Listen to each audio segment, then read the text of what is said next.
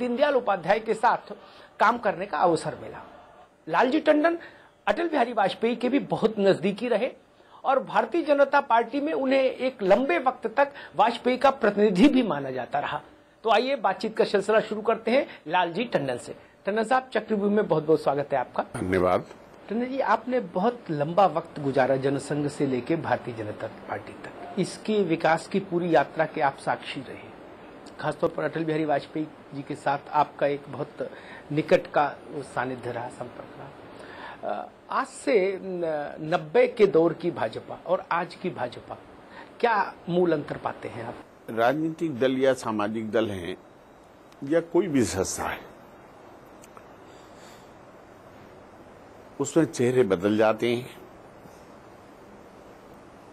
वक्त के अनुसार कार्यशैलियां बदल जाती हैं और जो मूल अवधारणा होती है किसी पार्टी की, उसको छोड़कर विचार भी बदलते रहते। तो अंतर वही है कि जनसंघ की स्थापना हुई थी, उस वक्त एक ऐसा ग्रुप था कि जो चिंतकों का था, विचारकों का था, और हम ये कहें कि अगर वो फकीरों का था, जिन्होंने देश से कुछ नहीं लिया, देश को दिया, और उनके परिश्रम से आज यहां तक इतनी बड़ी पार्टी कि देश की इस वक्त सबसे बड़ी पार्टी तो बीजेपी है ही है। तो उस वक्त जो हमारी मूल पार्टी की विचारधारा थी, वो व्यक्ति की विचारों की, संसाधनों की पवित्रता और देश हित में, चाहे किसी को कटु लगे या प्रिय लगे, उन बातों को बराबर उसके ऊपर हैमर करते रहना। और मैं कह सकता हूं कि बहुत सी चीजें उन लोगों की राजनीति में जो प्रभाव आज दिखाई दे रहा है, उसके कारण बहुत सी विकृतियां बची आने से, और बहुत सी आज वो सभी दलों के द्वारा अडॉप्ट कर ली गई। और अगर ये कहें कि इस समय जो वैश्वीकरण हो रहा है, उसमें कुछ नीतियां जो हैं वो यद्यप भारत के लिए वो आज भी सार्थक हैं, लेकिन उनको ऐसा एक उनका स्वरूप हो गया है।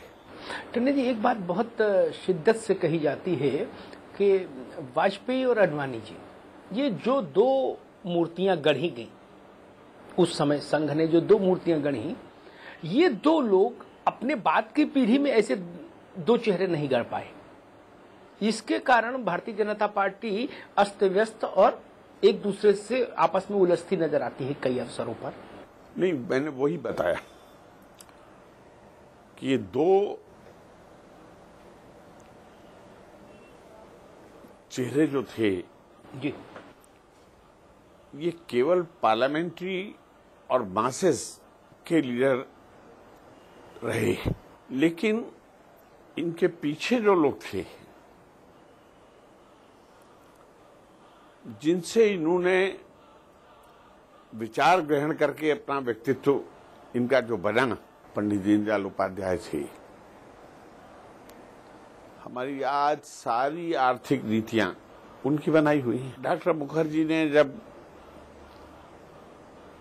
जनसंघ की स्थापना की थी, अपने समय के वो एक बहुत बड़ी हस्ती थे।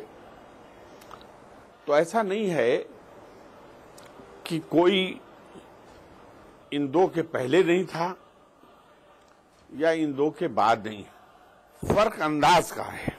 लेकिन शिखर पर जो संतुलन, जो सामंजस्य, उस दौर में भी मैंने एक पत्रकार के नाते भारतीय जनता पार्टी को बहुत शिद्दत से कवर किया, तो वाजपेयी और आडवाणी के बीच में मतभेद होते थे इश्यूज पर, लेकिन वो बहुत सलीके से निपट जाते थे। आज शायद वो संस्कार कहीं पीछे छूट गए। ऐसा लगता है कि मतभेद होते हैं तो फिर वो बहुत सार्वजनिक हो जाते हैं, बहुत विद्रूप हो जाते हैं। मैंने कहा कि हम राजनीति में जब आए थे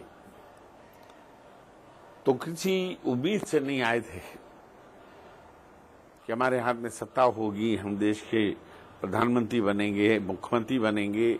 उस वक्त तो ये था कि एक पीड़ा थी कि देश बट गया, एक पीड़ा थी कि हमारा एक बड़ा समृद्ध ऐतिहासिक परंपरा रही है, हर विषय में हमने दुनिया को ज्ञान दिया और हम कहीं न कहीं रूस या अमेरिका जैसे दो बड़ी शक्तियों के पीछे कहीं हमारी कोई हैसियत नहीं है। एक तरह से भारत की दुनिया में पहचान सी खत्म हो रही थी, उसे फिर से दुनिया के सामने लाने के लिए और लोगों ने अपना जीवन दिया था।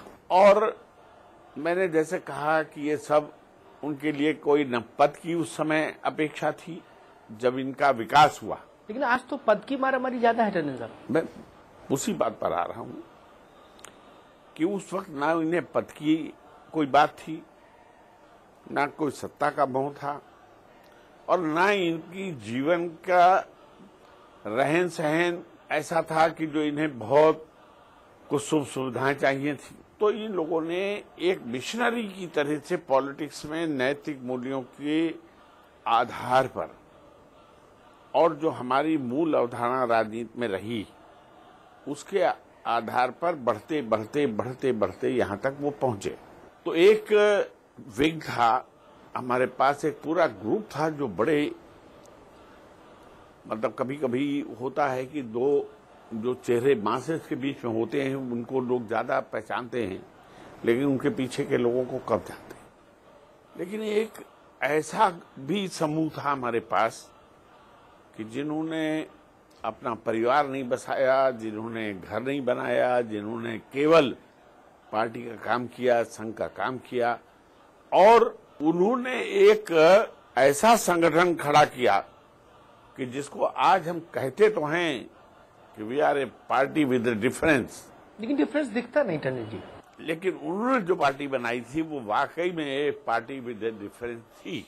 मैं वही करूं, न तो कुशाभाऊ ठाकरे दिखते हैं अब, न सुंदर सिंह भंडारी जैसे लोग दिखते हैं, न वाजपेयी जैसे, न आडवाणी जी। तो इन सबको जोड़कर आप अगर उस वक्त का सिनेरियो देखेंगे तब आपको लगेगा कि भाई एक इनको भी, इनके पीछे भी कोई शक्ति थी। अटल जी सर्वमान्य नेता थे, लेकिन ऐसे लोग भी थे कि जो अटल जी को भी डांटने की पोजीशन में थे पार्टी में और एक ऐसा सामंजस्य सबके बीच में था कि कभी उनकी बात को अटल जी ने बुरा नहीं माना, चाहे इतने बड़े पद पे गए हों जी। उनका त्याग, बलिदान, उनके विचार, उनका कर्तव्य जो उन्होंने किया उसको कभी उन्होंने उसका अमूल्य नहीं होने दिया। लेकिन आज वो संस्कार कैसे पीछे छूट गए थे? वक्त के हिसाब से सब बदलता है। तो भाजपा भी बदल गई। आज मैंने बताया कि उस समय स्वदेशी के लिए हम पहचाने जाते थे। गांधी जी के बाद कांग्रेस तो कम्युनिज्म की तरफ चली जाई, सोशलिज्म का नारा दे दिया और कुल मिलाकर सारी अर्थव्यवस्था का सरकारीकरण करने की नीति बन गई। हमारी उससे बिल्कुल विपरीत दिशा थी। तो एक वैचारिक लड़ाई उस समय हो रही थी। लेकिन आज तो लोग कहते हैं कांग्रेस और बीजेपी में कोई अंतर नहीं बचा। आज किसी पार्टी में कोई अंतर नहीं बचा। क्या कम्युनिस्ट पार्टी वही है जो स्टालिन के वक्त में थी, माओ के वक्त में थी? क्या आज जो अपने को कम्युनिस्ट कहते हैं वो इस पक्ष में है कि हर चीज का सरकारीकरण कर दिया जाए? तो जो आज वैश्विक अर्थव्यवस्था का कंसेप्ट डेवलप हुआ, इसके कारण जो हमारी अपने इस देश की अर्थव्यवस्था थी, इस देश की जो कृषि व्यवस्था थी, इस देश का जो अपना शासन तंत्र था, इस देश की जो अपनी एक विशेष पहचान थी, कहीं न कहीं वो विलुप्त हो रही। तो जब ये सारे समाज में, सारी दुनिया में, सारे देश में अगर इस तरह की बात होती है तो हमें, जिन्होंने वो उस दौर को देखा है, जब वो उसको ढूंढते हैं तो आज कहीं लगता है कि वो नहीं है जी। इसलिए कि दीनदयाल जी सूत्रों में बात करते थे।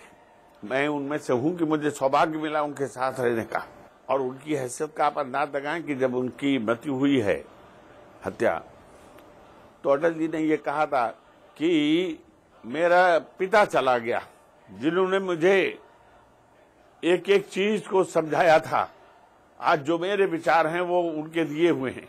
तो उन्होंने, अटल जी ने भी अपनी जिंदगी में इन सारी परिस्थितियों के बीच में भी कहीं न कहीं उनकी छवि में दीनदयाल जी, गोलवलकर जी, या ये जो और हम नाम लेते हैं बड़े बड़े लोगों का, उनकी छवि उनके अंदर थी और उन्होंने आखिर तक उसको बनाए रखा।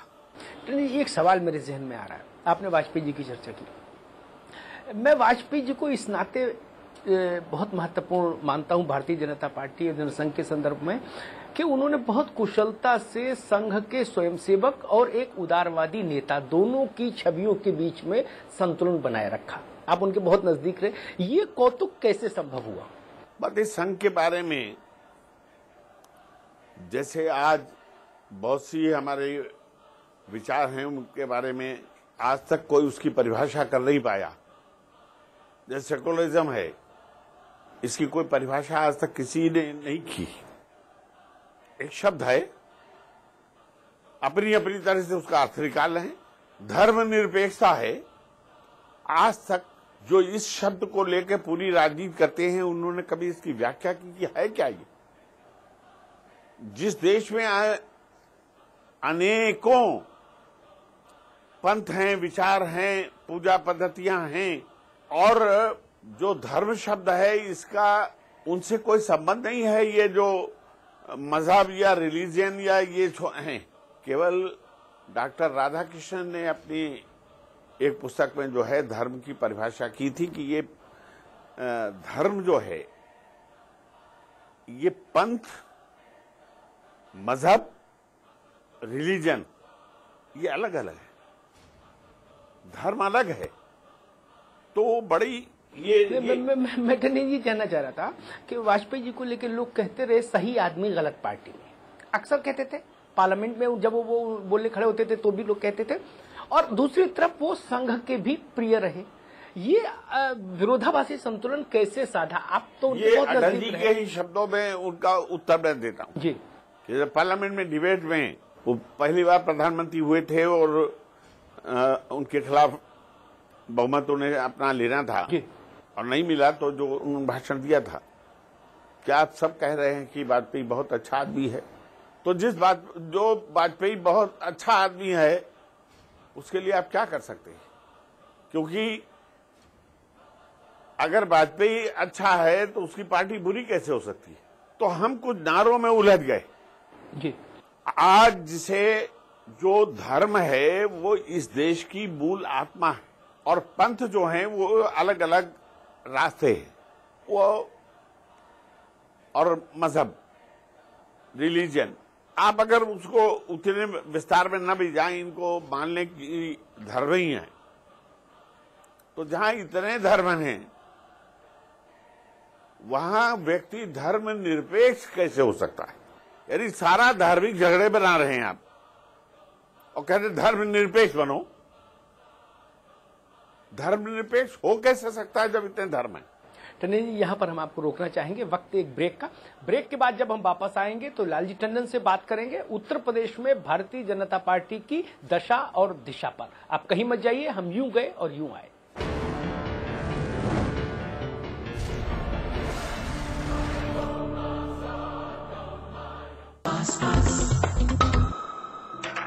It's Meeta, it's magic, it's Meeta, it's magic, it's Meeta, it's magic. Meeta Magic from Pass Pass. It's Meeta, it's magic. India's largest university, with 25,000 students from 26 states of India and 16 countries, 25 international tie-ups, placements in 300 corporates, hostel facility for 15,000 students. Ranked amongst the top universities of India. 600-acre campus. Lovely professional university. Transforming education, transforming India.